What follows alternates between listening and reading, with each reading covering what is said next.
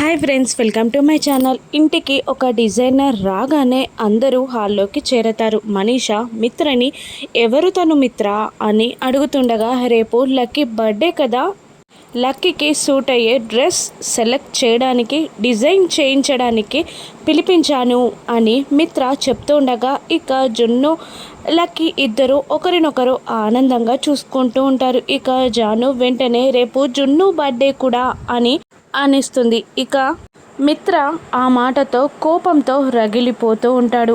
Lucky జున్ను birthday ఒకే రోజని తెలుసుకున్న లక్ష్మి కూడా షాక్ అవుతూ ఉంటుంది.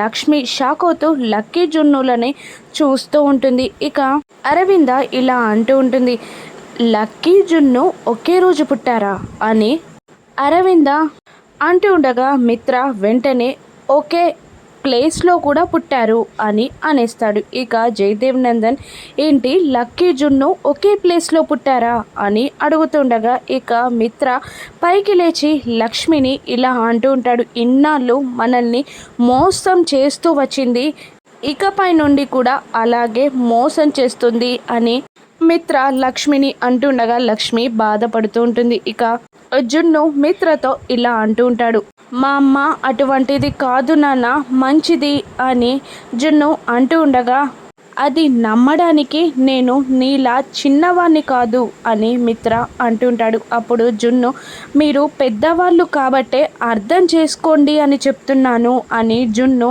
అంటూ ఉంటాడు. జున్ను వైపు లక్ష్మి వైపు కోపంగా చూస్తూ ఉంటాడు మిత్ర. లక్కీ జున్ను ఇద్దరు కవల పిల్లలు అన్న విషయం బయటపడిపోతుందని మనీషా టెన్షన్ పడుతూ ఉంటుంది. ఇక నిజంగానే లక్ష్మి జున్ను లక్కీ ఇద్దరు కవల పిల్లలనే తెలుసుకుంటుందా? రాను ఎపిసోడ్స్లో చూద్దాం. Thank you for watching.